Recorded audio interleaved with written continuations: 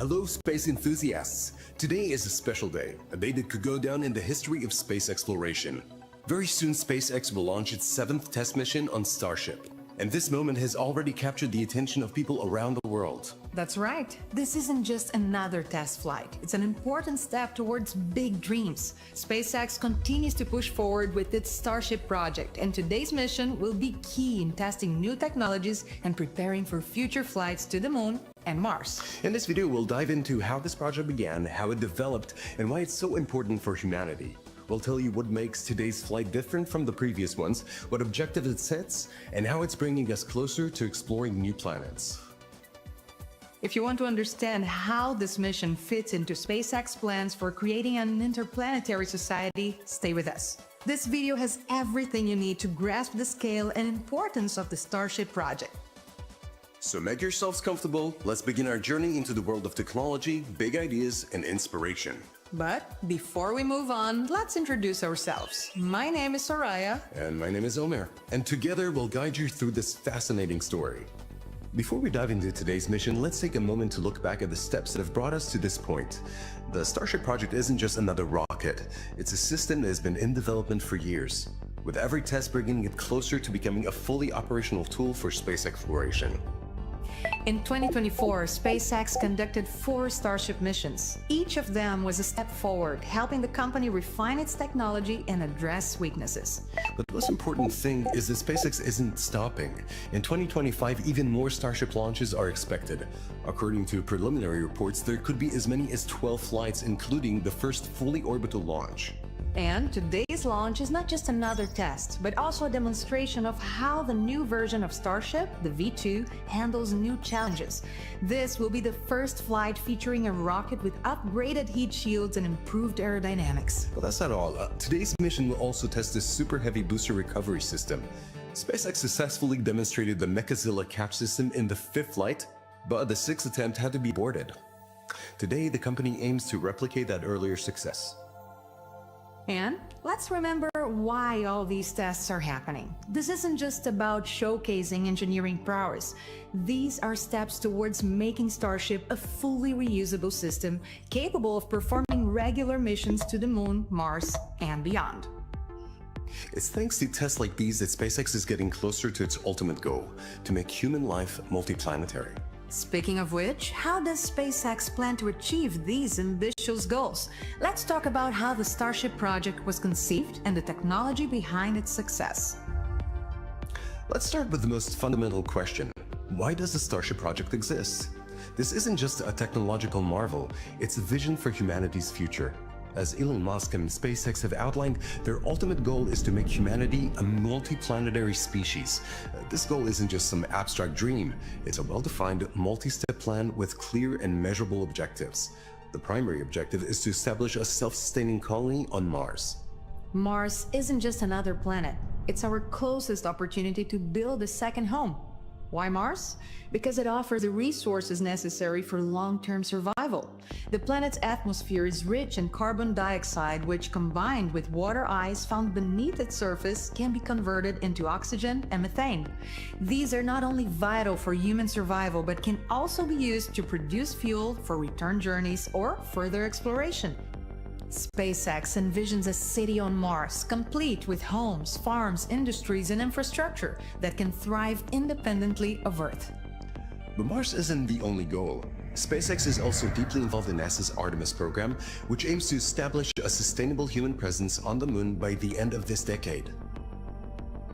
The Moon will serve as a critical stepping stone for further deep space missions. A permanent lunar base could act as a testing ground for technologies needed on Mars and provide a hub for refueling and assembly of spacecraft heading even further. Another critical goal of Starship is to drastically reduce the cost of space launches. Spaceflight has traditionally been prohibitively expensive, but Starship's fully reusable design aims to lower costs to the point where space becomes accessible not only to governments, but also to businesses, scientists, and even tourists.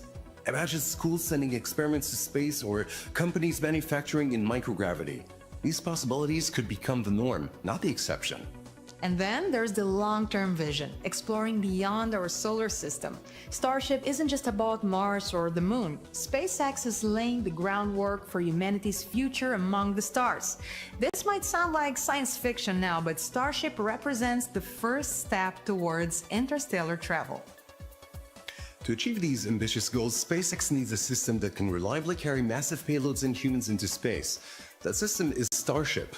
However, the creation of such a groundbreaking vehicle didn't happen overnight. Let's talk about how this design of Starship was conceived and how it evolved over the years. The journey began in 2016 when Elon Musk first introduced the concept of the Mars Colonial Transporter. At the time, it was imagined as a massive spaceship capable of carrying humans to Mars and back. However, the design was ambitious and needed refinement. Over time, it evolved into the interplanetary transport system and later into the Starship we know today. The key principles of Starship's design were established early on. 1. Full reusability. Both the booster and spacecraft must be able to land, refuel, and launch again, significantly lowering costs. 2. Scalability. The vehicle must be capable of supporting missions to low Earth orbit, the Moon, and Mars. And 3. Adaptability. Starship must be able to carry cargo, people, and even satellites for diverse missions. One of the most critical design decisions was the choice of fuel, as SpaceX opted for liquid methane and liquid oxygen, a combination known as methalox. This choice was revolutionary. Methane is not only highly efficient, but it can also be produced on Mars using the Sabatier process, which combines carbon dioxide from Mars' atmosphere with hydrogen. This makes Starship self-sufficient for refueling on Mars, eliminating the need to carry return fuel from Earth. Another key innovation was the heat shield. SpaceX designed Starship with ceramic heat shield tiles that can withstand temperatures exceeding 1600 degrees Celsius during atmospheric re-entry. These tiles are reusable and can be replaced easily, ensuring that Starship is ready for multiple missions with minimal downtime. Let's now talk about the vehicle's size and performance. Starship is a two-stage system consisting on the Super Heavy booster and the Starship spacecraft itself. The Super Heavy booster provides the initial thrust to escape Earth's gravity, while the spacecraft is designed for the remainder of the journey, whether to orbit the Moon or Mars. Here's where Starship gets truly impressive. Height, 120 meters, taller than any rocket ever built. Thrust, 7,590 tons, powered by 33 Raptor engines on the Super Heavy booster. Payload capacity up to 200 tons to low Earth orbit. The Starship V1 used in earlier test flights was the first iteration to demonstrate these capabilities. It successfully tested critical technologies like atmospheric entry, controlled descent, and landing. However, it had limitations in fuel capacity and structural durability. Now let's move on to Starship V2, which is being flown for the first time in today's mission. Height, still 120 meters, but with optimized fuel storage. Payload capacity, approximately 200 tons with improvements in efficiency and reliability. Heat shield, upgraded ceramic tiles offering greater durability and resistance to damage. Structural upgrades, lighter materials have been used to improve performance while maintaining strength. While V2 looks similar to V1, it's designed for more demanding missions, including fully orbital flights and preparation for long-duration interplanetary journeys. But the future lies in Starship V3, which represents the next stage of development. This version is expected to have height between 140 to 150 meters, making it the tallest rocket in history. Thrust, 10,000 tons, a significant increase over V2. Payload capacity, up to 400 tons for single-use missions and around 200 tons for reusable ones. V3 is being designed for the most ambitious missions, including transporting both cargo and humans to Mars. According to Elon Musk, SpaceX plans to send the first tourists to Mars within the next decade, with a potential target of the early 2030s. As you can see, Starship's design isn't just about breaking records, it's about creating a system that can make humanity's greatest dreams a reality. V1 paved the way for testing core technologies. V2 is addressing more complex challenges, and V3 will be the vehicle that opens the door to interplanetary travel. That's why today's launch is so exciting. It's the first step in testing the V2 version, which will form the foundation for future Mars missions. Now that we've covered the design and specifications, let's move on onto how early test missions paved the way for making this dream a reality. Starhopper was essentially a simple metal structure, resembling a barrel, equipped with a single Raptor engine. Its purpose was clear: to verify the engine's performance, test the system's ability to manage vertical takeoffs and landings, and ensure that the key components could handle the stresses of the operation. In 2019, Starhopper conducted a series of tests, the most significant of which was a flight to an altitude of 150 meters, followed by a controlled landing. Imagine, for the first time in SpaceX history, they managed to lift a prototype off the ground using the Raptor engine, which already operated on methane and liquid oxygen. This success gave the company confidence that the technology was scalable, paving the way for development of larger prototypes. After Starhopper's successful tests, SpaceX moved on to SN5 and SN6, which were larger and more advanced. These prototypes began to resemble early versions of Starship, performing similar low-altitude flights to test stabilization and landing systems. These flights demonstrated that the rocket structure was strong enough to endure greater loads and execute controlled landings. But the real revolution began with the high-altitude tests, which showcased entirely new principles of rocket control. The first major breakthrough came with SN8, the first prototype capable of high-altitude flight.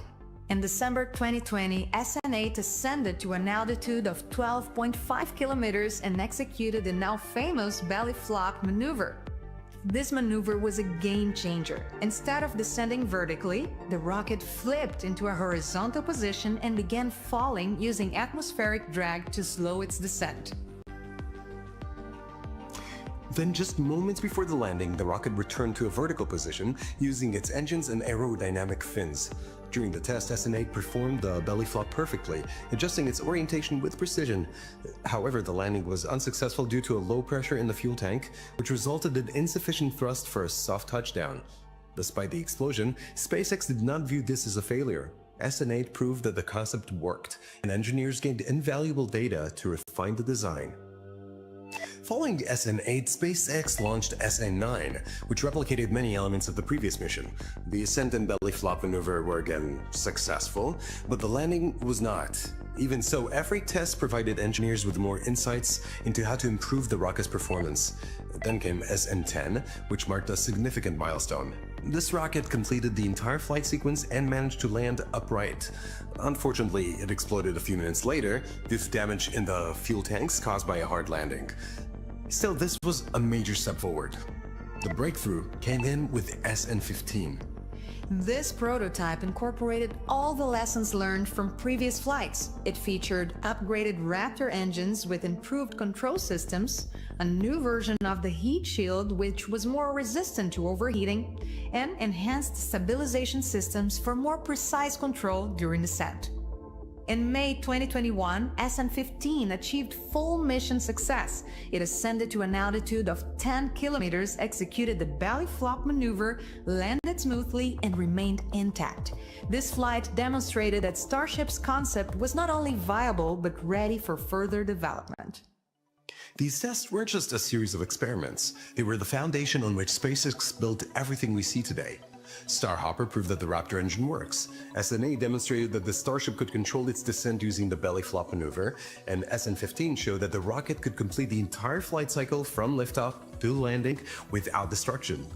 These missions allowed SpaceX to move to the next phase, constructing full-scale rockets and conducting integrated tests of the entire Starship system. Thanks to these early successes and the lessons learned from their failures, Starship is now closer than ever to achieving its ultimate goal of becoming a fully reusable and reliable spacecraft for exploring the Moon, Mars, and beyond. Now that the basic principles and technologies have been tested, let's take a look on how these were applied in Starship's integrated flight program, starting with its first full-scale missions. After the successful tests of early prototypes, SpaceX moved on to the next phase, full-scale tests of the entire Starship system. These tests involved not just launching and controlling the vehicle, but integrating all the components, the Super Heavy booster and the Starship spacecraft. This was a completely new level of complexity, with each test carrying a massive load of technical and scientific work.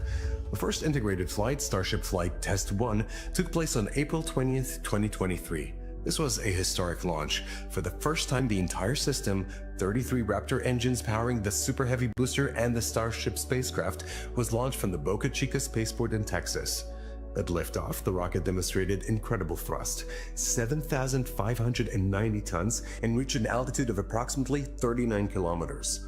However, during the stage separation phase, the mechanism failed, leaving the two parts of the rocket connected. This resulted in a loss of control, and the system was terminated over the Gulf of Mexico by the Flight Termination System. Although the flight ended in failure, SpaceX collected an enormous amount of data. The main issue was the inadequacy of the stage separation mechanism. Additionally, weaknesses were identified in the software managing synchronization between the booster and the spacecraft. The next step came with Starship Flight Test 2, which occurred on November 18, 2023. This time, SpaceX introduced several key improvements, including a hot staging method for stage separation. In this approach, the engines of the second stage, the Starship spacecraft, are ignited before full detachment from the booster. The flight performed much better. The rocket reached an altitude of about 80 kilometers, and the stage separation was flawless, marking a significant step forward. However, the orbital maneuver phase encountered issues. One of the vacuum engines on Starship failed to ignite, resulting in insufficient thrust.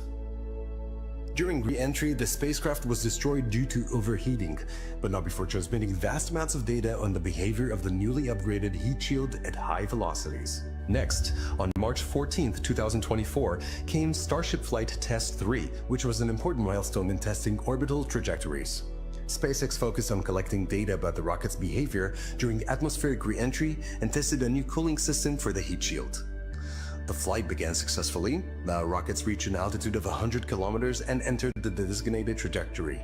However, during re-entry, a failure in the valve system responsible for the cooling caused the heat shields to fail under the immense stress, leading to the spacecraft's destruction. Despite this, the test was considered a success. SpaceX engineers gathered critical data on thermal loads experienced by the heat shields, enabling them to refine its design for future flights. On June 6, 2024, SpaceX conducted Starship Flight Test 4, which was even more ambitious. This was the first time the company attempted not only to reach orbit, but also to return the spacecraft to a designated landing zone. For this mission, SpaceX implemented a new trajectory correction system, allowing the spacecraft to execute more precise maneuvers during descent. The rocket launched successfully, the stage separation was flawless, and the Starship spacecraft reached an altitude of 150 kilometers, achieving orbit. During re-entry, Starship entered the atmosphere at a steeper angle, enabling SpaceX to test the heat shield under increased thermal stress. Unfortunately, during the final landing stage, a fuel delivery issue caused the spacecraft to lose stability and disintegrate. This test was a significant step forward, proving the effectiveness of the trajectory correction system and highlighting areas for improvement in the fuel delivery system. A real breakthrough came with Starship Flight Test 5, conducted on October 13, 2024. In this mission, SpaceX tested the Mechazilla system, a massive tower designed to catch the returning Super Heavy booster for the first time. The spectacle was breathtaking. Imagine this, a massive booster returning from an altitude of over 40 kilometers, accelerating to incredible speeds, and then decelerating to land on with pinpoint accuracy within meters of its target. And all of this in real time. At an altitude of about 500 meters, the Mechazilla successfully caught the booster. This marked the first ever successful recovery and capture of such a massive component in the history of spaceflight. Additionally, in this flight, SpaceX tested a new design for the Starship heat shield. The heat shield endured the extreme conditions of re-entry and remained intact, proving that the new protection system is ready for more demanding missions, including those to Mars. Following the success of the fifth flight, Starship Flight Test 6, conducted on November 19, 2024, presented even more complex challenges.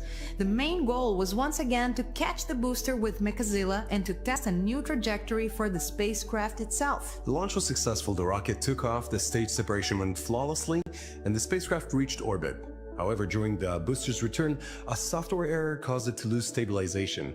The booster was unable to follow the intended trajectory, and SpaceX had to activate the self-destruct system for safety reasons. Nevertheless, the Starship spacecraft showed significant progress. It successfully tested a new atmospheric entry profile, which is critical for interplanetary missions to Mars. These tests not only demonstrate SpaceX engineering prowess, but also its ability to learn from each flight. Each launch brings humanity closer to the day when Starship becomes a reliable, fully reusable system for exploring the Moon, Mars, and the farthest reaches of space. Honestly, if the booster could talk, I wouldn't be surprised if it told Mechazilla, that was the roughest amusement park ride of my life. And now, we are on the verge of Starship Flight Test 7, which promises to be the most important launch in the program's history. For the first time, the V2 version will be tested, marking a new step forward in SpaceX technological advancements. Let's explore what makes this launch so special. Now we've arrived at today's main event, Starship Flight Test 7. This flight is a critical milestone for the Starship program because it's the first time Starship V2 will be used. This version represents a significant upgrade over previous ones, featuring improvements in design, performance, and durability. Today's flight promises to be more than just a test. It's a demonstration of how far SpaceX has come in developing a revolutionary system. Let's start with the basics. Starship V2 is the next step in the evolution of the rocket. Like its predecessors, the system consists of two stages. One, Super Heavy Booster 14, the first stage responsible for lifting the entire system. This booster is equipped with 33 Raptor engines powered by liquid methane and liquid oxygen, METHOX. These engines deliver a thrust of 7,600 tons, making it the most powerful rocket ever built. 2. Starship Ship 33, the second stage, which is the spacecraft itself. It is equipped with 6 Raptor engines, 3 optimized for atmospheric flight and 3 for vacuum operations. The second stage has a payload capacity of up to 200 tons to low Earth orbit, comparable to the payload capacity of 2 Saturn V rockets combined. But what makes V2 better than the previous version? Let's take a closer look at the improvements. First, fuel tanks. The increased capacity allows the spacecraft to carry more fuel, which is crucial for more complex maneuvers, including in-orbit refueling. This is a critical feature for interplanetary missions, where every drop of fuel counts. Second, thermal protection. One of the biggest challenges in the previous tests was the heat shield system. In some missions, tiles detached or broke during atmospheric re-entry. Now, SpaceX has implemented a new version of tiles made from ultra-durable ceramic material capable of withstanding temperatures exceeding 1600 degrees Celsius. Third, enhanced aerodynamics. Starship V2 features redesigned fins that allow the spacecraft to maneuver more effectively, both in vacuum and in atmospheric conditions. This not only increases stability, but also makes the rocket more controllable at every stage of the flight. Let's talk about the objectives of today's launch. This mission includes several critical goals, each with immense significance for future missions. 1. Catching the booster with Mechazilla. Today, SpaceX will once again test its giant tower capable of catching the rocket's first stage. Unlike in the fifth flight, this time the system will use new algorithms and improved sensors. These enhancements aim to increase the accuracy of catching the booster, which will be returning at speeds of around 8,000 kilometers per hour. 2. Testing a new re-entry trajectory. For Starship V2, a steeper entry angle has been developed, better simulating the conditions the rocket will experience on Mars. This is especially important for testing the spacecraft's heat shield and aerodynamics. 3. Demonstrating autonomous flight control. V2 features an upgraded flight control system with more sensors capable of analyzing flight conditions in real time. This allows the spacecraft to automatically adjust its trajectory, minimizing human intervention. 4. Collaboration with NASA. Today's mission involves observations from the Gulfstream V aircraft, which will monitor the spacecraft's atmospheric re-entry. The Gulfstream V, operated by NASA, plays a vital role in today's mission. This high-tech research aircraft is equipped with cameras and sensors capable of capturing every stage of Starship's atmospheric re-entry. The main task of Gulfstream V is to collect detailed data on the behavior of the heat shield and the spacecraft's aerodynamic performance. These observations will help NASA and SpaceX understand how the rocket performs under extreme thermal and dynamic loads. Imagine how it looks from the Gulfstream V. The aircraft is following a massive spacecraft re-entering the atmosphere at speeds of up to 28,000 kilometers per hour. It's not just a spectacle, it's a key to developing future technologies for missions to the Moon and Mars. By the way, the Gulfstream V isn't just taking pictures.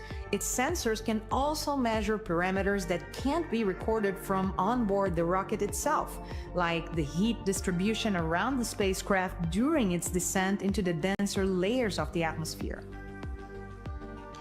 I bet the Gulfstream pilots are already joking. We're like Space GoPro, just a lot more expensive.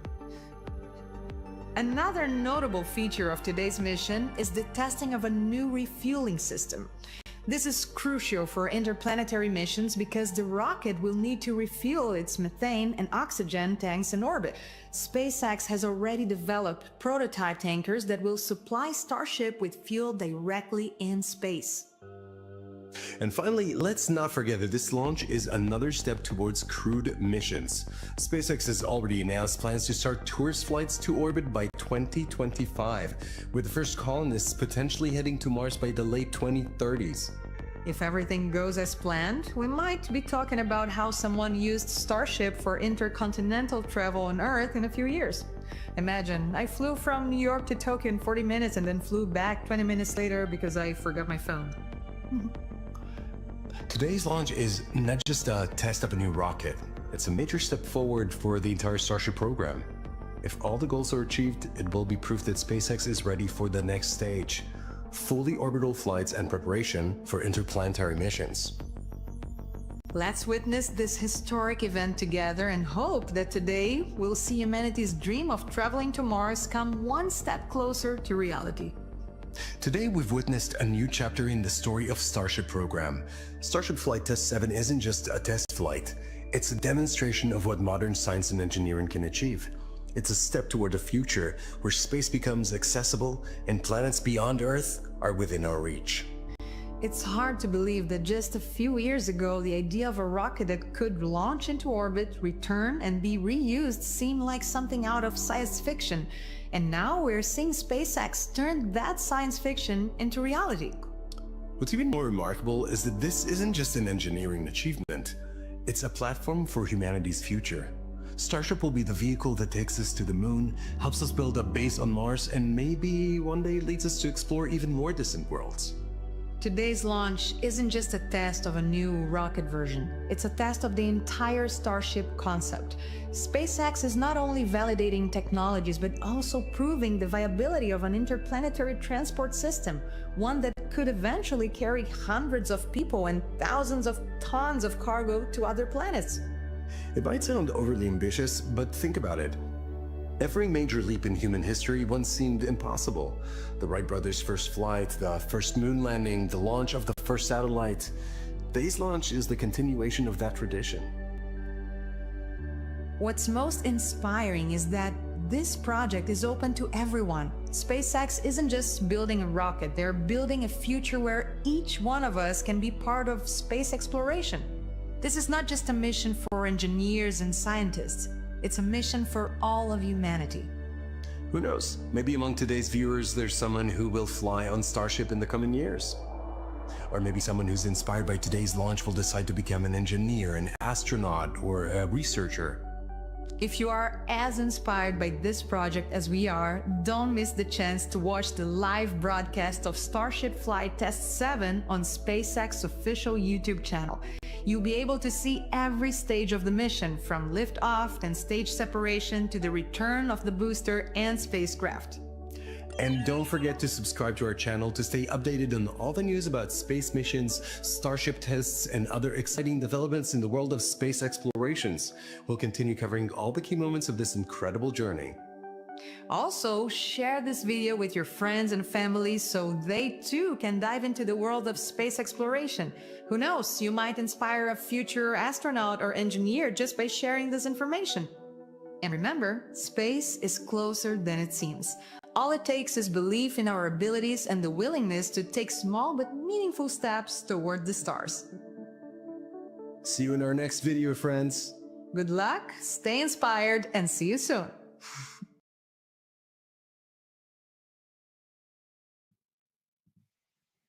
Well, hey, brother, how's it going? Good. How are you doing? Oh, good. Just getting excited for this launch. Oh, That's man. right. That's right. The best thing about a SpaceX launch, sorry, I say that 10 times fast, is the cameras Oh, and the yeah. Starlink. And that's what's Different views beautiful. about it. Oh, it's absolutely insane. We're super excited. So the video in the background, I'm guessing they're going to go to mission control here pretty soon because we're under Mhm. 10 minutes now. But what a great video. I mean, it explains the entire Starship program from its Yeah. inception when it was, Yep. an idea from Elon Musk to where we are today. If you get a chance, I'm guessing that this is probably on their website. You can maybe go to Hmm. spacex.com and see that. So if you didn't catch the whole thing. Fortunately, I was able to I started the live stream like right as it started, so we got to catch the whole thing. So that Yeah. was pretty cool. Welcome everybody who's watching. Of course, I'm Tony. And I am Aaron. We are RampCheck Aviation of the RampCheck Aviation live stream podcast, live stream, whatever you want to call it. We're on X, we're on YouTube, we're also on Facebook, Rumble, and yeah, why don't you please follow us on X if you're not doing so already? See most of you are watching on X today, which is awesome. Hmm. But if you get a chance, head over to our YouTube channel at RampCheck Global. Hmm. Subscribe. Of course, it's free. Hit that notification bell so you can be notified of special live streams like we're doing right now. Geez, brother, this is our third one in 2 days. Gosh, I know. I know. This is great. It's a great time to be alive, especially if you're into space flight and technology and, it's Oh, rockets. absolutely. Yeah, exactly. Absolutely. I've been kind of talking in the chat with Generazzi and Wadman. Here, we'll just put a couple of comments up here. SpaceX is wild from Generazzi. Absolutely. I Nice. mean, Nice. who would have thought that we would see stuff like this in our lifetimes? Hmm. And Yeah. Yeah. Generazzi also says, never. It's the wildest sci-fi dreams come true. That's so And true. from Wadman, definitely not me, but technology has been advancing so fast lately. It's incredible. It Yeah, really is. And we're excited and very thankful to be able to witness this in our lifetimes. Um, absolutely. Yep. So we've got. I know that the countdown has actually jumped around a couple of times, but right now Mhm. we're looking at 7. We're getting within 7 minutes. Which Wow. is pretty freaking exciting. Before the launch, of course, we want to just say just a special congratulations to the new Glenn. I'll just put this Hmm. up here. Yeah, This the, is the the team of Blue Origin. Yep, Team Blue Absolutely. Origin for their successful. I mean, mostly successful, of course. You know, I mean, it's the first launch. Yeah, their They main goal, and they said, was just to get to managed orbit, and they did. to safely get to orbit, which they did. They lost the booster, the first section, on reentry, and of course, they're going to be analyzing it. But look at this photo. I know. I know. What a great shot. Yep. I mean, Blue Origin in the name just isn't about Earth. I mean, look at that. Those Yeah. colors are just spectacular. So, and then just one more quick. This is a note from Elon Musk. Hmm. Let's see. Oh, that's not it. Where'd it go? I don't know. Shoot. I thought What's I had what? it pulled That's up. okay. That's okay. We can even pull it up right after the launch. What's the countdown at now? 5 minutes. 551. Sweet. Yeah. Wow, look at that. Imagine seeing that for real. Oh, I All know. those starships, and over Mars That, and into I Mars. wish I'd get to see that in my lifetime. That would just be so freaking amazing. Yeah, well, supposedly, the next time Mars is at its closest, SpaceX wants to send some starships, and that's a couple years, I think. wow, that would But be that's just so ambitious, and I just love it. This is what I was going to pull up here really quick, then we'll go right back to the live stream. okay. So Jeff Bezos posted this picture Hmm. of the launch, and then Elon Musk. Well done, Jeff Bezos and the Blue Origin team. So getting a little bit of love from Elon Musk, of course. Yeah. The what do you even call him? The not necessarily the brains. I mean, he is. He's got tons of brains there, but Yeah. basically, if it wasn't for Elon Musk, SpaceX would not exist. So anyway, Right. Yeah, he's involved in a lot of aspects of everything. SpaceX, Tesla, yep, um, absolutely. now X, formerly Twitter. I mean, But I think when we look back on history, hmm um, I really think the single person responsible for changing our lives for the better is going to be Elon Musk. I mean, yeah, I mean, he's done a lot. I mean, regardless of what you think politically of him, right? he does Exactly. believe everybody should have a voice. He definitely believes humanity should expand beyond Earth, Hmm. and it's exciting to watch everything going on. Absolutely. And you know what? I mean, when you say regardless of your politics, you got to understand people like Jeff Bezos, people like Elon Musk, even Hmm. even Donald Trump, if you want me to say it, they Hmm. saw the writing on the wall and where the direction that this country was headed, Hmm. and they felt like they needed to intervene. And it may have been unpopular, it may have been, possibly career ending or even life Hmm. threatening in certain Yeah, yeah. situations. Well, I mean, So it doesn't matter what your politics are. Let's look towards us as number one, the human race, number two, mhm. Americans, and let's just okay. This graphic here kind of bothers me because they say that's Mars, but that looks more like Jupiter to me. That's Just okay. saying. I, I've watched this It's video off not. and It's on like 5 times today. I'm like, it, wait a second. they got the scale almost right, so it's not Jupiter. That's true. But that's okay. And I mean, And Mars doesn't have regardless, a gaseous atmosphere like re- Jupiter does. yeah, it's super, super, yeah, thin. But anyway, the thing about SpaceX, Blue Origin, I mean, you could even talk about some of the other smaller companies that are developing rockets.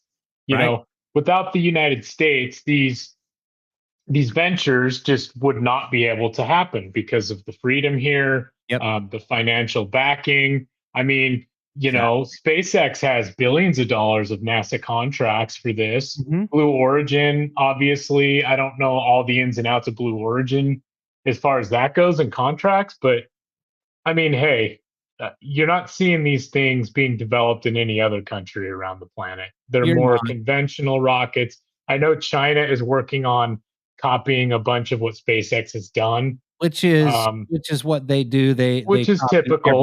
everything that we do. Yeah. Chinese asshole. But, But anyway. anyway, maybe we should bring up the audio because we're at 2 minutes now. Oh, Dang yeah, it. it's, well, I No, mean, let's, it's still the loop video. I'm just looking for it to change, yeah, yeah, so we can bring the audio back up. I just figured sure. we'd talk because we just played this whole thing. It's about 15, 20 minutes long. Yeah, sure.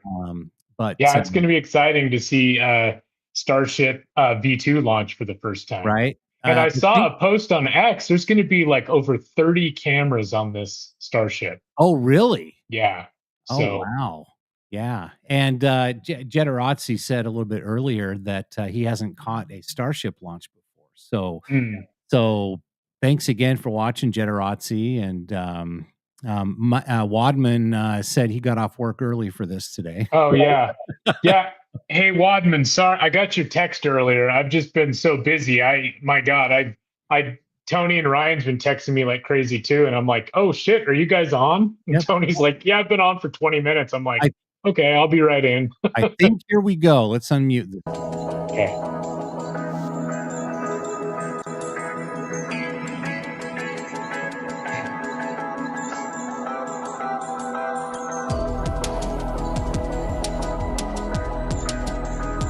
They better not sign on and have the countdown reset at like an Do, hour. do what Blue Origin did earlier this week, Right. where it'd get down to like 11 minutes and then they'd reset it to 35. They did that like 10 times. Oh my gosh, I know. It was so late by the time I got to bed that night.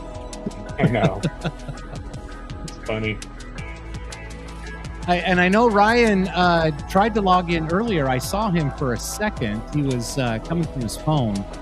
Oh, there he is. I think Ryan's on. Yeah. Brother, you ready to join us? Oh, let's see. Hey, brother. Can you guys hear me? We can.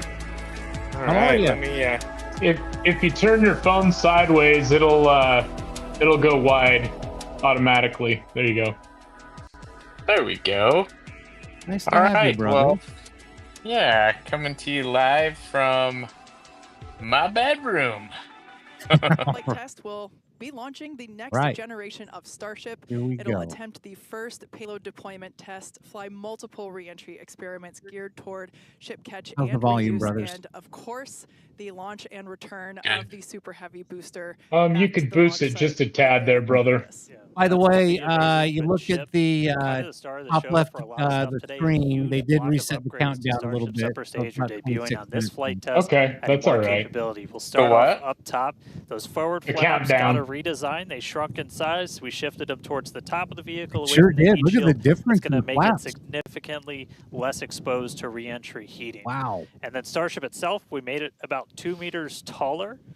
So we stretched it up to about 52 meters. That allowed us to add 25% more propellant volume, along with a bunch of propulsion upgrades like vacuum jacketing of those feed lines to the engines, an entirely new feed line system for the Raptor vacuum engines, an improved avionics module for propulsion, all that adding performance and the ability to fly longer missions. And just like on Flight 6, tiles have been purposely removed to stress test vulnerable Sounds areas. kind of windy This there. time I we're hope doing that's it not across the affecting entire launch. vehicle, including in critical areas as we use this flight to As push you the know, boundaries of Starship's I capabilities. was trying to listen to you And guys for re-entry before. experiments, multiple Has there metallic been any tiles talk are of being scrubbing the tested, launch, as or you has it can all see been there pretty on your much a screen, go? including No. some that have No. a version been a with go to active this cooling. Then the vehicle's avionics, its brains got a complete redesign. Some of the new things, we've got 4 of these upgraded Starlink terminals that combine Starlink, global navigation, and RF communications Yes, into it a does. single unit. And then on the sides of the vehicle, we have these catch fittings. They're non-structural, but we're going to be able to see how they perform thermally during reentry. We Oh, also nice. smoothed part of that tile line to address some hot spots that we saw during entry on the last flight. Now, the ship and the booster, they weren't the only thing to get some upgrades. On the ground side, several radar sensors will be tested on the tower catch arms. Cool. As we experiment with additional ways to measure distance between the arms and the vehicle while we prepare for ship catch. By the way, Now, this is just a 52 handful meters of is the many 170 upgrades included on this feet. flight So that's that how make tall this the most Starship capable Good Starship Lord. version that we've 2 flown is. so far. And then something really cool has me super excited. That's We're going to probably be the deploying 10 largest Starlink ship to simulators go that into are similar space, in right? size to our Ever? next generation Starlink Well, satellites. yeah, it's the largest With rocket. pretty unparalleled for payload sure. capacity and full reusability. Starship's going to be able to deploy our more advanced V3 Starlink satellites, which is going to help us continue to revolutionize global connectivity. Each of those Starlink V3 launches on Starship is going to add about 60 terabits per second of capacity to the Starlink network. Wow. And that alone is that's more than 20 times the capacity we're getting with every V2 mini flight on a Falcon 9 right now. That just helps further Starlink's impact in the coming years as we expand access the to way, there's high-speed the internet size all around the comparison. world and eventually beyond. Yeah. Blue Origin, And new those brand. Starlink simulators are going to be on Falcon the Heavy. same suborbital trajectory as Starship, and they're expected to demise upon How tall entry. that is. That's Starship huge. itself, its And trajectory this one looks is 2 very meters similar taller to than all the of our last picture. several flights. Yeah. Suborbital, splashdown targeted into the Indian Ocean, a couple hundred miles off the western coast of Australia. And then the other on-orbit thing we're doing is going to be relighting a single Raptor engine while in space. We knocked that out last time. V2 ship, new propellant system. Let's do it again on this one. Ship's going to be busy. Now, of course, we can't forget to add that today's Super Heavy booster is reflying flight-proven hardware for the first time. Nice. A Raptor engine Oh. that flew on the booster Very that was cool. caught during Starship's 5th flight test. You can see it there on your screen. This flight-proven engine, we've got Raptor 314 there, hence why there's a piece of pie on this nozzle. Maybe we can get that image rotated so you can 314. see it a little bit better. Yeah, There we go. If you didn't already know, we like our jokes around here. So that's what we have planned for today's flight test. That's how it and needs so to be. far, everything is on track as Exactly. we continue to count down. We're now within 23 minutes of launch. We're at 22 minutes and 52 seconds. Everything continues to look good. Still a little breezy, but that's okay for us. Yeah, we set up our desk in a wind tunnel today. It's probably windier here than it is anywhere else, but weather's cooperating, really clear skies, no rain today, still well within our limits for booster launch or catch. Not tracking any issues on vehicle as we continue to count down. We're still loading prop on board. Our range team also reporting that the range looks like it will be clear at our current T0. Nice. Good. So that's super important. We're going to keep an eye on that all the way up to the end. No boats. As for what we've already done with the vehicle leading up to today, I would imagine we stacked the SpaceX vehicle, probably over has the a little bit weekend. more We lifted the aggressive ship on way top of a keeping super heavy boats out of their booster. launch Hours zone. ago, we cleared the Oh, site yeah, for of sure. all personnel, and of course, our flight controllers came on console. Some of them sitting in the building behind Dan and I. And as Dan mentioned, the range team was deployed. They are standing by in the Gulf to make sure They need to move the that countdown clock away from booster the sun. has a clear I know, to the return sun. back to Can't see it. here at the launch tower, but also they are located at the Indian Ocean, standing 21 by to make minutes. sure that the targeted landing zone for the ship is also clear as well. And then we knock out a whole bunch of things in the hours before launch. We do an alignment on all the guidance, navigation, and control. We did tank purges, pressure checkouts, make sure we were ready for prop load, check the booster, quick disconnects. And the ship one, we demate the chopsticks. We actually do a little wiggle check on them, make sure we have control, as we're going to be using those for catch. Load up all of the hydraulics that are on the tower, and then we did the initial locks and methane chills, getting them I ready guess for the prop load. wind Now, isn't a speaking of huge prop load, we factor with conducted catch. the You would go, think it would be. no-go poll for prop load at 3:30. So Yeah, Yeah, and I they don't said they're know. well less than an within hour the, ago. the All limits was good still there. to launch, so it Lock, must or, not excuse be me, prop enough. load is underway. The LOX load on the booster started at T-minus 45 minutes, and fuel started at T-minus 43 minutes. Booster fuel will start at T-minus 41 minutes, and then locks on the booster started Nothing at against Blue T-minus Origin, 35. but I kind of So like that this will all PR wrap team a up little at better. T-minus 3 minutes and 20 minutes on the ship Yeah. A side, few more and times as at well. T-minus 2 minutes and 50 seconds Yeah, on the booster yeah, they side. still So have some bugs to everything is work looking out good. over at Blue Propellant is Origin. loading. Yeah, looks like we're the about half juice full of factor everything is on much booster, less. 3/4 of the way there on ship, looking good for a launch today. With that, though, let's jump over. Let's check back in with Jesse real quick and all of our teams out at Hawthorne. Thanks, Dan and Kate, and great to hear the updates with the vehicle as we prepare for liftoff. There is a lot more people here, as expected. The cool thing is that all like the Duncan Science nerd. Love it. Love it. All the Raptor engines are built here, so there's a lot of Look that how team young here this in the crowd, so car they is. have a strong connection to Amazing. I the know. Starship flight That's today. cool. Every flight test gets us closer to a fully operational Starship, which gets us closer to our ultimate goal to make humanity a multiplanetary species. To establish cities on Mars, we're She's going to actually need kinda high cute. cadence, low-cost flights for Tony, cargo and crew. stop. As the only fully reusable rocket with this kind of capability, Starship is the only Hey, vehicle it's in me. development that will be Tony's able to the single unlock one our of the multi-planet brothers. future. Starship uses a Yo. first-of-its-kind on-orbit I propellant used transfer to to refuel in have orbit a in hookup preparation for for these long trips. accommodations in Boca With Chica, milestones like ship catch but and not in-orbit anymore. prop transfer coming up, 2025 promises to be huge for Starship and our journey to Mars, with our All first right. trip currently We planned don't for need the the end of hookup. We 2026. can do it on our own. Between That's the right. reusability, low cost, and heavy lift capabilities, this all comes together to help us deliver up to 100 people at a time to destinations both near and far, That's and wild. deliver payloads 100 at a farther time. and at a lower cost than any So other what do you vehicle. think? Would you We'll guys be do able to it if launch you were more offered massive it? payloads than Hell anything yes. else flying or You in really development would? today, Think capable about of it. sending things like giant space You telescopes got or something the in the next mail that generations said of you've been space randomly stations selected into orbit on to a habitat single launch. Mars. You would do it? So while today's flight Well, yeah, is but just a okay. test, the So what future about is if you much got closer than we a realize. postcard that But says you've one been flight test at randomly a time. selected for So a let's head back one-way to Dan trip and to Kate for Mars a on closer look SpaceX? at Starship. I don't know about that. That would change it a little bit, wouldn't Thanks, it? Jesse. Starship features Well, I would two major imagine parts. if you went The there, ship, you're which has probably 6 gonna Raptor stay there. engines, and the Super Heavy booster, which has 33 I Raptor was. You know, engines. it's going to be weird in our lifetime. We may see like the first human born on Mars. Yeah. I mean, if you think about I it, think I we mean, will. Yeah. wouldn't that be just so weird to know that you were born on a planet other than Earth? I mean, that person, that kid, wouldn't know any different. Right. Right. And that would be their reality. That's what's wild about this. Starship's reliability and performance. Several of these upgrades will also unlock our ability to fly longer missions. Well, and I something imagine we'll too want to that do as we let's start doing orbital see. flights around Earth. I'm gonna And then to get an even better find a sense picture of here. just Give me a how second. big Starship is, we can start here. Let's take a person about 2 meters The tall. Millennium Tower Falcon. over that, There got you your Millennium go. Falcon clocking in at 35. Just above that, we've got a Falcon 9 rocket, payload variant attached. Double that height, you're up at 70 meters. And then topping it all off, nearly twice the size, it's a fully stacked Starship up to 123. Got 2 meters taller.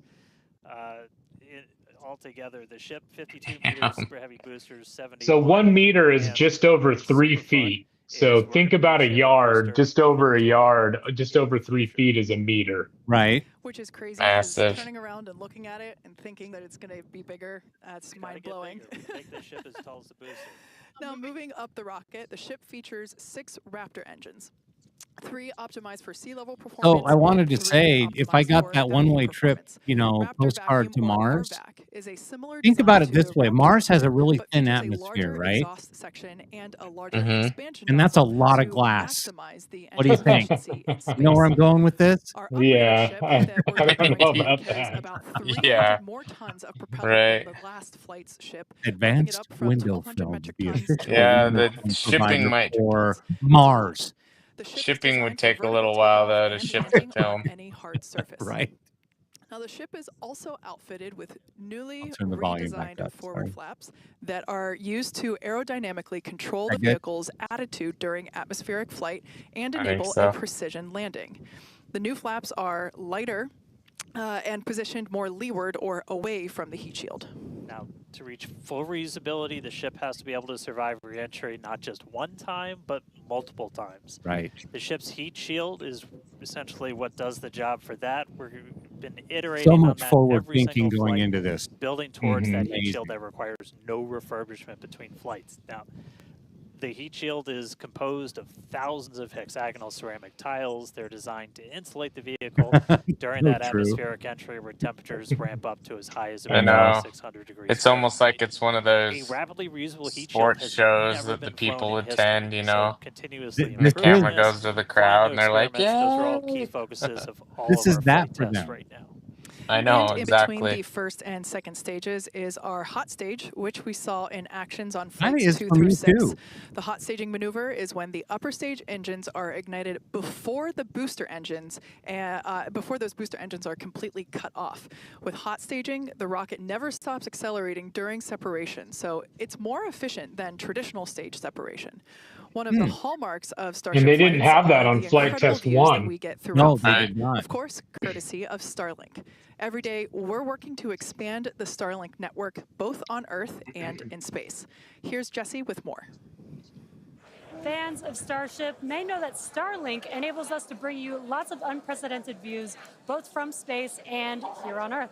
In addition to the dozens of cameras on Starship itself, we also have mobile Starlink camera kits deployed in the Indian Ocean, connected to our aerial assets and all around Starbase, which all come together to help tell the incredible story of Starship, both on and off planet. Thanks So to they're gonna Starlink, attempt to Starship catch is today, capable right? of streaming more than 120 megabits of real-time, high-definition video and telemetry in every phase of flight, providing invaluable engineering data to help engineers rapidly iterate across all systems.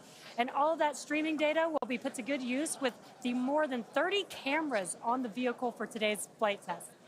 Starlink is the world's largest satellite constellation. And they also operating have in low Earth the orbit to deliver Gulfstream high-speed, G5 from low-latency NASA is broadband going to be internet, monitoring the providing flight access today to as people well. around the world, okay. many who have never had connectivity before. Starlink now serves more than 119 countries, territories, and other markets. And here at SpaceX, We've been developing Starlink's communication capabilities not just for humans on Earth, but for astronauts in space. Our recent Polaris Dawn mission, we deployed a high-speed internet connection in Dragon for the very first time. That's so cool. Here's a quick look at how that went. That is cool.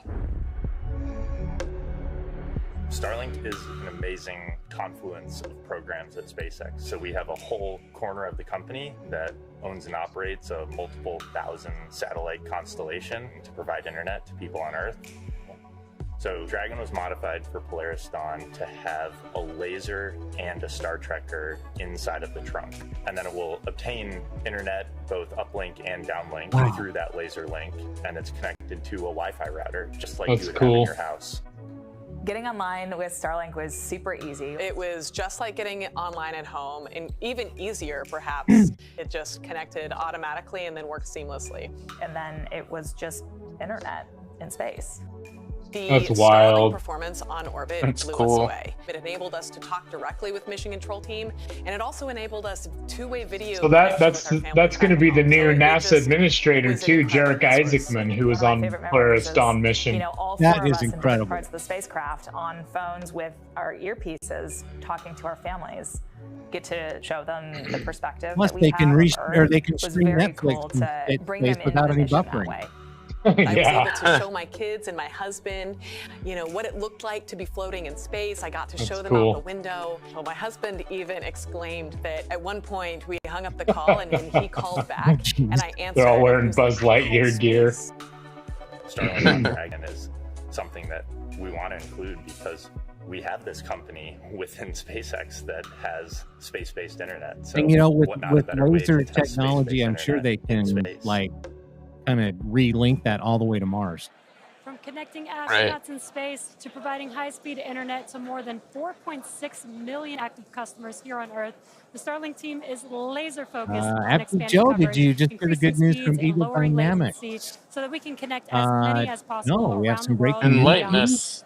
Last Yeah, year, we enlighten. activated Starlink in 27 new markets Wow, look and at are that now covering Starlink a coverage. global area home to 2.8 billion people, including those who live in some of the most remote places on Earth. To meet the growing that global one demand little for high-speed dot internet, right in the SpaceX opened middle a of new nowhere, right there. 700,000 square foot factory in Bastrop, Texas, and introduced Starlink Mini as well as an upgraded version of the Starlink Standard Kit.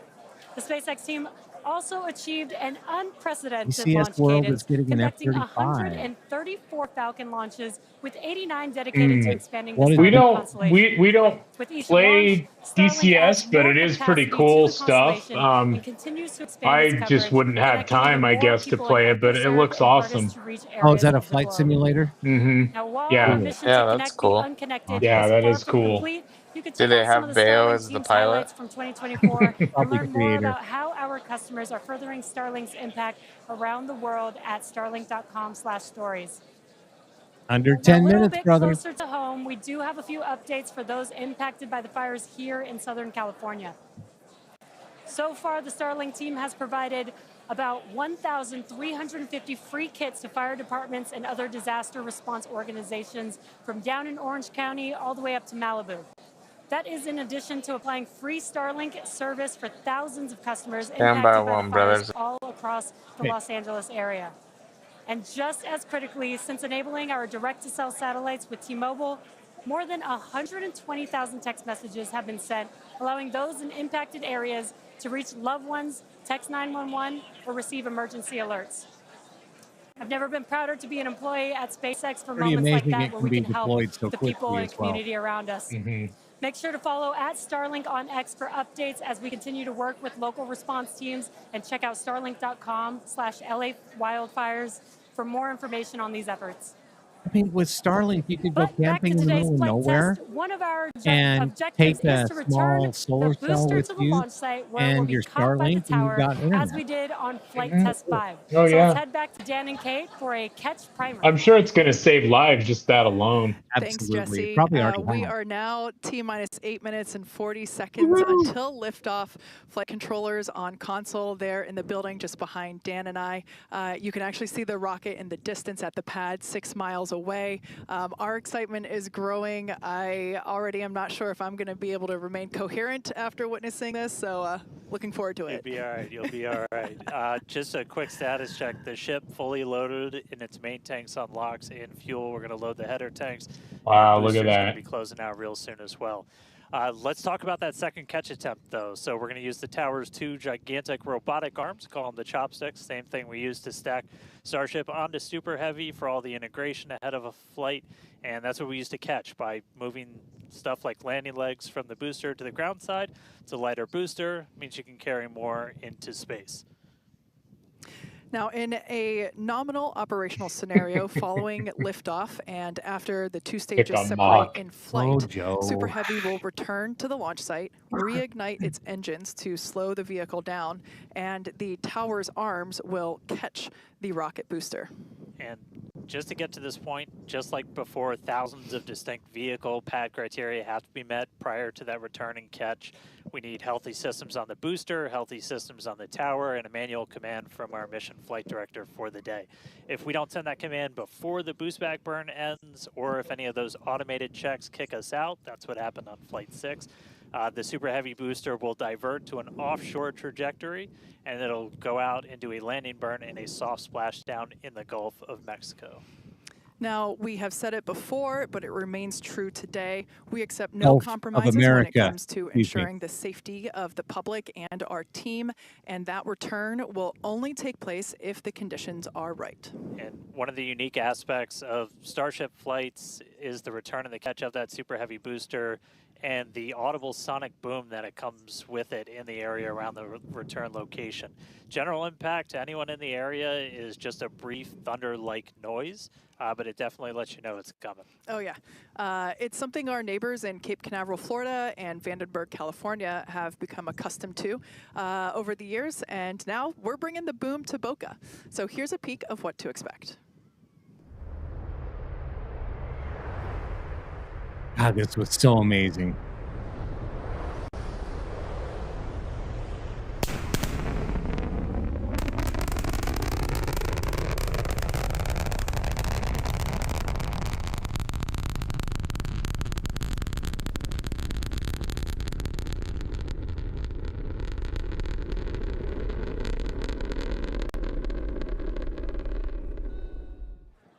As I mentioned earlier, we have Starship, Raptor, and Starlink employees here fully invested in this flight test.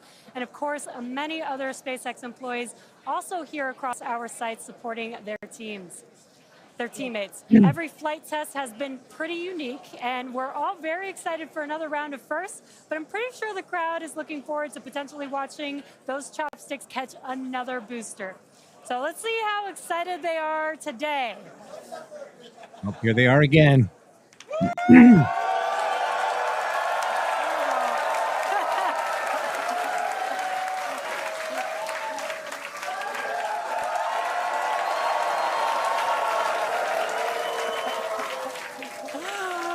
Just under 5 minutes to go. We are all very excited here.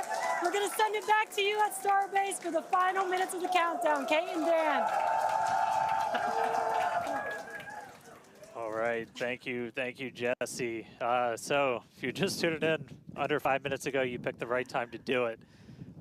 Just a quick status check. So we're almost fully loaded on the booster. We'll be fully loaded on the ship, fully loaded on the booster coming up soon. Our range team just reported that we're looking go in the range. That's super important. Great Our news. security guys, Mike, Kyle, Nick, the whole team out there in the elements, making sure everything's clear, doing a fantastic job. And we are coming up on 4 minutes and looking good for launch. Yeah, certainly exciting. Now, we do have an opportunity to hold at T-minus 40 seconds if necessary. This is a chance for us to perform additional checks if necessary.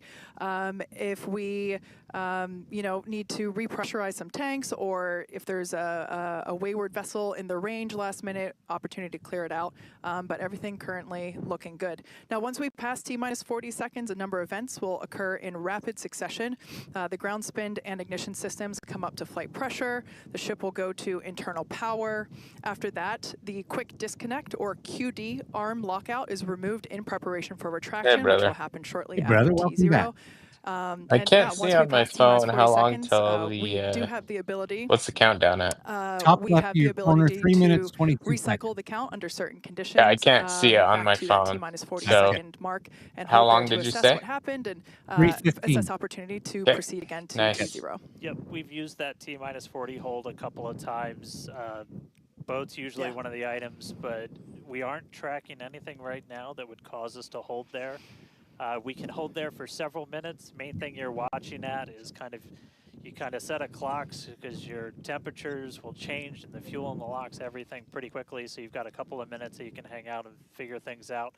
There are items that if we pass them, we're scrubbed for the day. One of the main ones is that flame deflector at the bottom of the launch mount. Water begins flowing for that at the T minus 10 second mark. If we scrub at any point after that, we'll be done for the day. And then teams will need to refill the deflector as well as all of our prop that we use to load on board the vehicle. It's pretty much just under 11 million pounds of prop sitting on that thing right now. And we can actually recycle in about 24 hours now. Which is incredible given the sheer volume of propellant That's that crazy. is on board the vehicle. So they're there on basically your screen. saying if they get inside 10 right. seconds and have to scrub up for on the any 2-minute reason, mark. that's it. Again, a But lot of That's it for the ambitious day. things Yeah. on the plate for Starship today. T minus 2 minutes. New ship, new year, a lot of upgrades, doing a lot of ambitious things in space this time. Our first payload deploy, relighting a Raptor engine. my brother. Yeah. We're looking good. So as we mentioned What's before, we with have the an wave? opportunity to hold at T minus 40 seconds, not tracking any issues at the moment that would be necessary right now. So fingers crossed we can pass through that checkpoint without stopping. But the folks on console are continuing to evaluate the launch commit criteria, making sure that the winds are The within gaps limits as well between as any the other weather top restrictions. flap But and the man, fuselage. compared to yesterday, this is a textbook Yeah. gorgeous day. Guessing Oh yeah, that's little maybe breezy Yeah. kind today, of a but we heat got clear mitigation blue thing. skies for a launch today. So at this point, all the prop Possibly. has been loaded on the vehicle. We've closed everything out. We're doing our final thrust vector control, or steering for the engine checkouts. Once we hit the 30-second mark, we'll hear the flight director give the final go for launch. So we're under a minute. We're under a minute, guys. As we said, we're not expecting a hold at T minus 40, but do not be shocked if that happens. It has happened in the past, and we can hang out there for a couple of minutes if we need to. If memory serves me right, We hold my breath for 4 seconds. Pass through prop load gate. Nice. All right, we passed right through that prop load gate. hot diggity dog. All right, so we're going to let our flight director Diggity Ty dog. to take Flight it directors away. go for launch. Here we go, guys. No peaches. 20 seconds.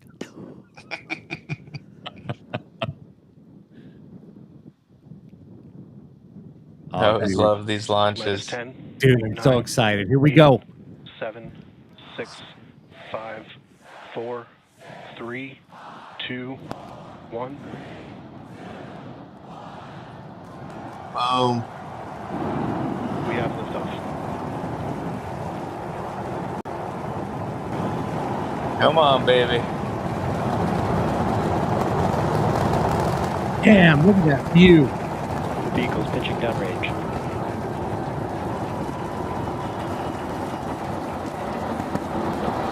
That flame. Check pressure's nominal.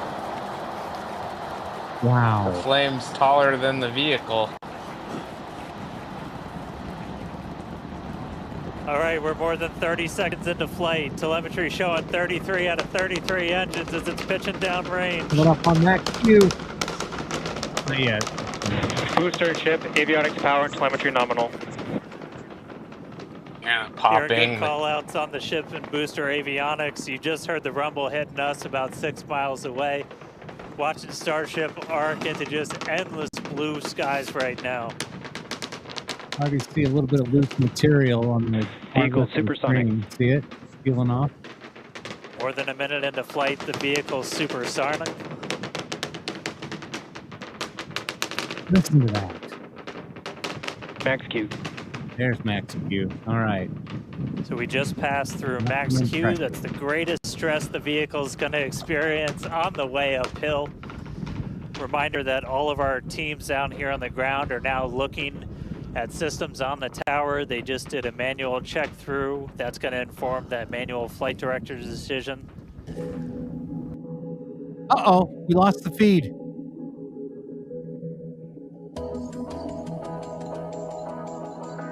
Good evening, everyone. Thank you for joining me today, whether you are here in the audience or watching from your homes and offices across the country. As many of you know, I recently had the opportunity to speak with experts in the field of cryptocurrencies.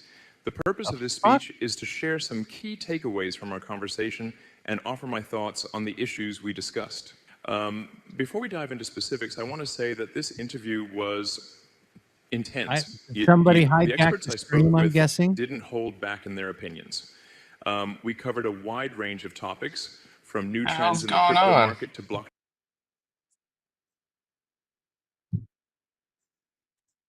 Us and a ship now making its ascent burn Okay, into space. that was weird. How's it going in Hawthorne, Jesse? It's great over here. You can hear the crowd screaming for I every think somebody milestone. hijacked the stream. The booster is now making its way back down to Earth. Looks like we have 12 of those 13 engines ignited. We're using the engines that actually gimbal. We are go for booster return. An excellent call out there. We are go for booster return. Avionics, power and telemetry nominal.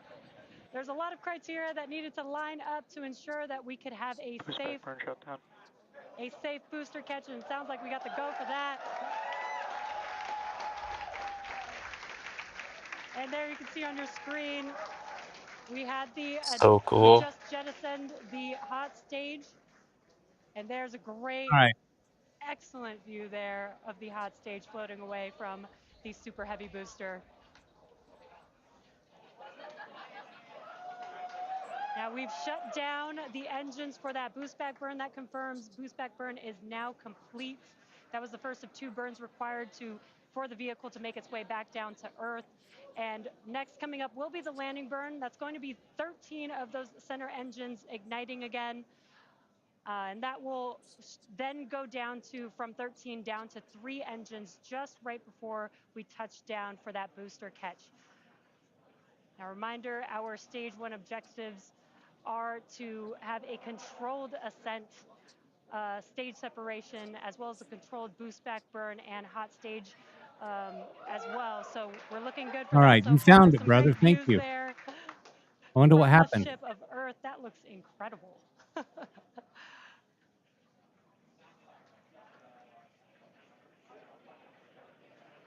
Now, Starship's ship is still firing its engines right now. Aaron, is your audio on? And great call outs.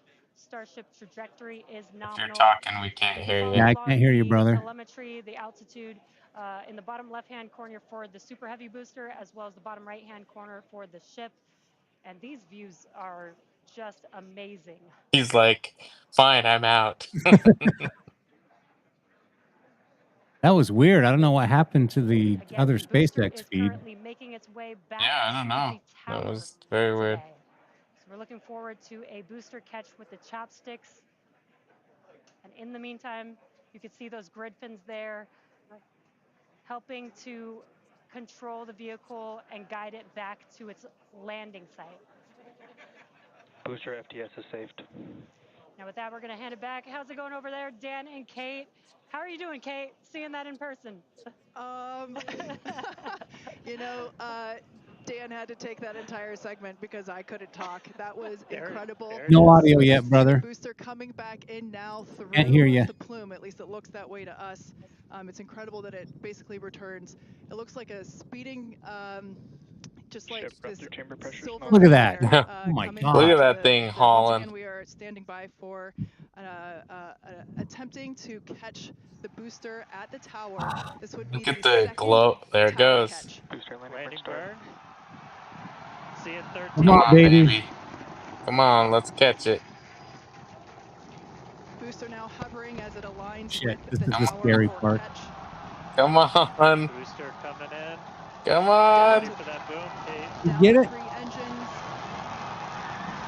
Yeah, I think they did it. All right. Got it again. That is so awesome. Look at that shit.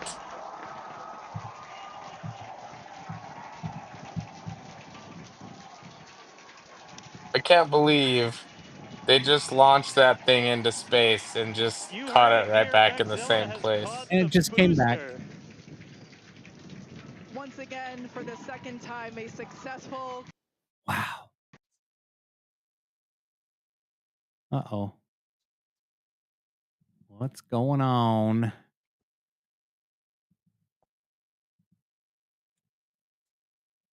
I'm not sure, that might have been Aaron's feed, right? Yep.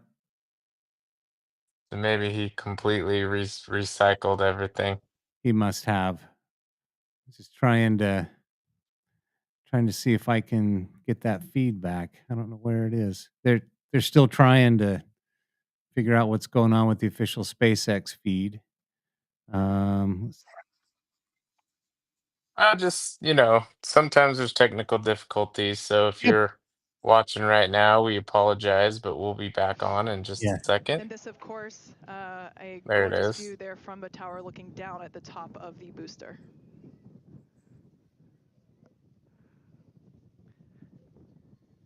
All right, and we are tracking.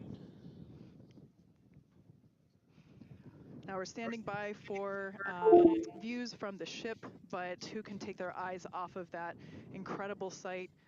That is once again Pretty the amazing. second catch Yeah, of a dude, booster back that at the catch launch is so tower. amazing to It was watch. incredible to see it come back down. Can you hear me now? This silver flare. There in you the are, sky. brother. Okay. Yep, And we I don't got know. you. see the launch plume Lots of technical difficulty today. Our last several streams have been flawless. we Yep. definitely Yep. I can't Sure say we have. did, Dan, but that was very moving for me. Yeah, Well, the and official right now you can SpaceX see some of the feed got telemetry on the hacked. ship engines has gone out, and we're waiting It's for still an showing update on what Elon. our ship status is. We were approaching Where did you find that this ship feed, engine brother? cutoff time, so just waiting to hear. So obviously we've got Aaron, is this booster feed back, off of booster Instagram? on the launch tower in No, the this chopstick is arms. on But we are X from waiting to get an SpaceX's Oh, update on X. official. Okay. on the So there, ship. I was watching via YouTube, As so their we YouTube were feed got expecting hacked. ship engine cutoff about 40 seconds ago. Weird. We saw some of Yeah. those engines start Dude, to that go out capture prior is to so that awesome point. when they do that. And Unbelievable. so right now we are It's just so standing by to try unbelievable. It and just get up the and down in latest like word 8 minutes. on where we Yeah. are with ships. So stick with us for just a couple of minutes as Sounds like we they're having some wait to difficulties hear with some Starship. updates. Now, if you just recently joined us, you might want to hit rewind and go back about 9-10 minutes ago to when Starship lifted off from the launch tower that you see there. We had a gorgeous ascent followed by a stage separation where the ship separated from the super Ooh, they heavy lost booster. telemetry The with ship. booster performed a Starship. flip maneuver and returned back to the Gulf Coast here. There you can see it on your screen. Obviously a successful catch back at the launch tower, which is something that we were all hoping to see and really couldn't ask for a more beautiful background with those blue skies and blue water there. As Dan said, we are standing by for an update on the ship that had ignited its engines and started making its way up to space. So standing by for more info on that. But wow, what an experience to see that take off. Unfortunately, it's and for always that not booster to good when come you back. lose the You can see communication it with there the up ship. close on your screen So, to the Yeah. place that it Well, in the launched from. telemetry, it showed Once like again, there 3 were engines thousands kind of catch still commit on, criteria, and then the other which ones is were basically off, just and then the all the telemetry just things that we stopped. have to assess and evaluate and basically make sure that they are make sure that everything is clear and acceptable conditions both on the vehicle side as well as the tower side in order to enable that catch. So at least they caught the obviously booster from again. the last did. 2 flights that we Amazing. have done where the flight 6 we attempted but had to divert into the ocean, and then on flight 5 we did Yeah, have the unfortunately, it first doesn't ever look like we're going to successful have all catch that of the great booster. We used the feed learnings of No, those dang 2 it. flights to over the hone in Earth that and catch commit reentry, and criteria, that's and we unfortunate. saw success today, which is pretty awesome. Yeah, and just a quick status check. So we currently do not have comms with the ship. So trying to figure out exactly when that happened and exactly what happened. So obviously the flight controllers right now going through their data, looking to make sure it's not anything instrumentation on the ship, but actually try and get us a status. So again, we're gonna keep listening in on this. We'll give you an update as soon as we have a little bit more. So for now, stage 1 back in the tower, waiting to find out a little bit more about stage 2. Interesting.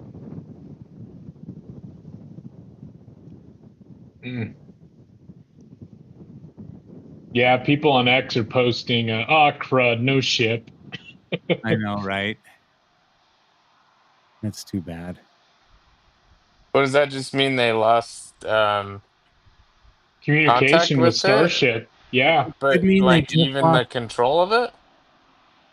Well, I think that part of the test was having it have more autonomous onboard control from the flight computer was part of that test today. But I'm wondering if there's any external sources as far as tracking or getting a visual or. Yeah, I think the most likely thing, I mean, at this point, just watching the Starship. So if you are just tuning in, we caught a booster, but we are still waiting to find out a little bit more on the ship. So it had successfully separated. We did that hot staging maneuver. We did see all 6 of ship's engines on the way uphill during its ascent. But as we were getting to the end of that ascent burn, we saw engines dropping out on telemetry, and we have since lost contact with the ship. So again, we're still listening in on the loops, trying to figure out how much we can get right now. But again, stick with us. We'll bring you updates as soon as we hear them. Was Raptor Engine 314 really exciting? We were able to catch the booster today. Stage, Darren? Do you remember obviously, we want to get the ship all the way over to the Indian Ocean. Hold on, I can't hear you. Stand by. May not be able to do that at this point, but we'll give you some updates as soon as we hear a little bit more about the ship. For those that didn't catch earlier, this was a new version of the ship. This was its debut flight. So a lot of learnings here for sure as we continue to tune in and listen in with the teams and what were you going to say, Tony? More information to understand. I just said I wonder if it had anything to do with Raptor Engine 314 that was being reused. But I don't know if that was on stage 1 or stage 2. I think that was on the booster. Or did something else happen with the ship? So teams are actively working, trying to figure out what we can find out, and we're continuing to listen in and find out more information to share as we can. But as we said before, and you can see it there on your screen, what a beautiful, beautiful sight to see another booster. Yeah, catching the booster, man. That's still impressive. That was successfully caught just minutes ago. Exactly. After sending the ship off into space and having seen it for the first time with my own eyeballs in person, it was pretty awesome. And yeah, the thunder-like sonic boom was really fun to experience. Yeah. So we are getting a little bit more. So we did lose all communications with the ship. So I mean that is essentially telling us that we had an anomaly with that upper stage. So we're just coming up to the end of that ascent burn for the ship when we stopped when we started to lose a couple of the engines. We saw those dropping out, and then we did lose telemetry from the ship. So that means we didn't have contact with it. So at this point, we are assuming that the ship has been lost. So this was a brand new vehicle, essentially. This was kind of an upgrade version. So with that, there's a lot of things you're upgrading, but there's a lot of things you're going to Does that mean all those learn satellites as all those are systems gone? are now interacting with each other for the first time. But at this point, we did lose the upper stage of the ship. So again, we're gonna listen in and try and figure out a little bit more. Be interesting to see if they're able to get any video or anything. Kind of a full breakdown once we get smarter ourselves in the coming hours and days as well. For sure. Now, for those that have recently tuned in, we're now a little over T plus 16 and a half minutes after liftoff. We do believe that we have lost the ship during its ascent phase. It's successfully separated from the Super Heavy booster, but during that ascent phase, a couple of the engines dropped out, and then shortly thereafter, we lost communication with the vehicle. So we are are assuming that we have lost the ship, but we are standing by to confirm that. And once we can, we will. But this was a new version of the ship, of Starship, and it was intentionally designed and flown in order to basically test the envelope, as we have done with every one of these test flights. The keyword there being the test, envelope just a and little really trying to earlier than they understand the wanted. boundaries and the maximums Yeah. for the ability of this vehicle to fly and understand where those boundaries are. So we always knew that excitement is guaranteed today, success not guaranteed. And so yeah, we are standing by to see if we can learn more about the status of the ship.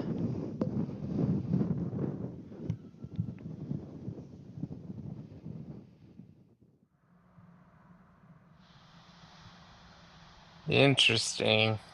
Yeah, very interesting. Yeah, that's unfortunate, but again, it's a flight test program, and you're going to lose. You're going to lose hardware.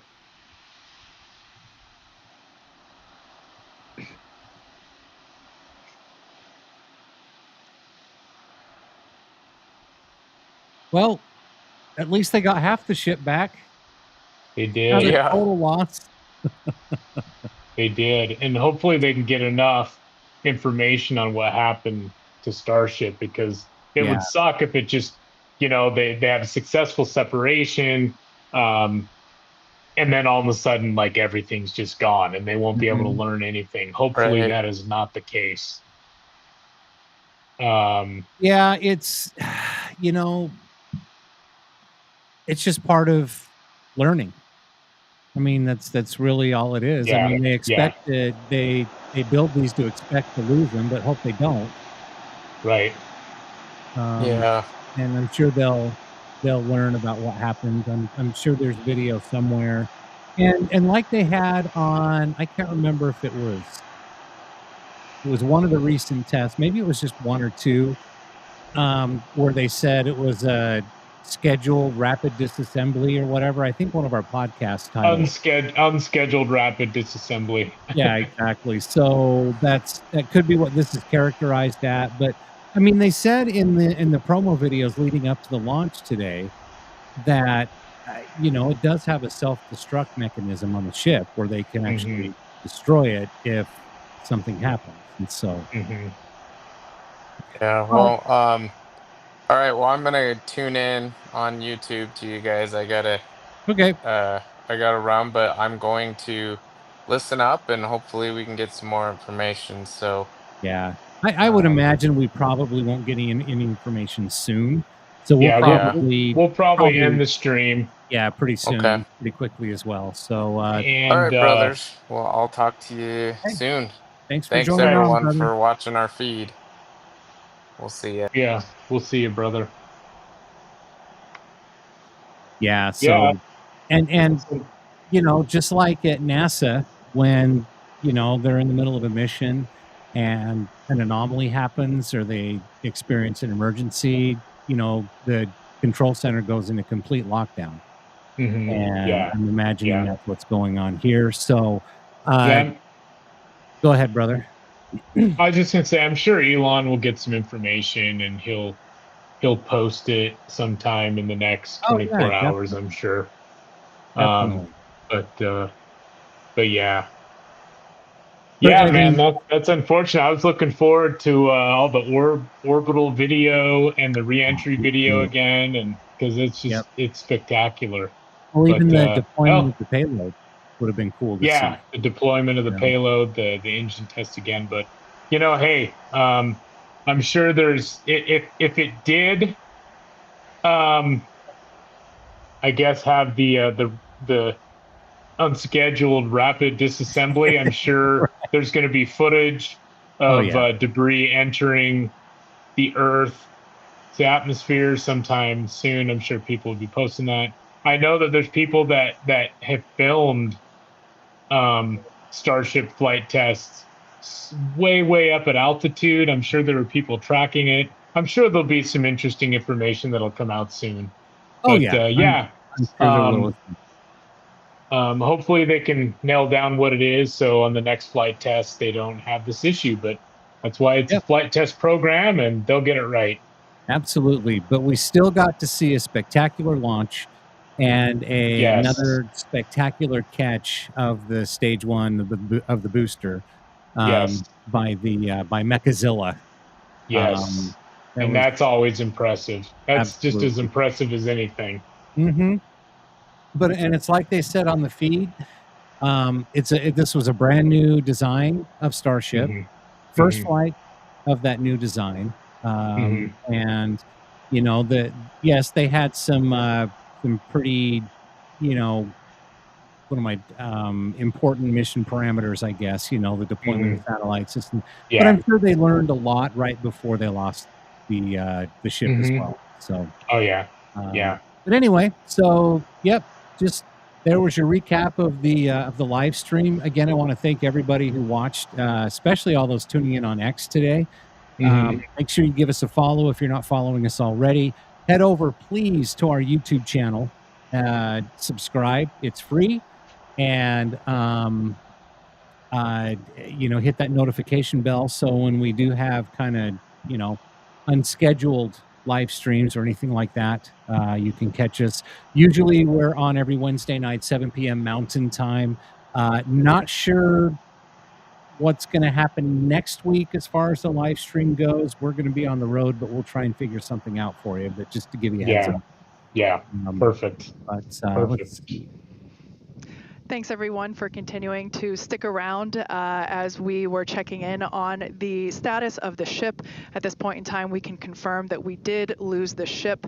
However, Starship, the total vehicle, did have an on-time liftoff at 4:37 p.m. Central Time from the launch pad just behind us at Starbase Texas.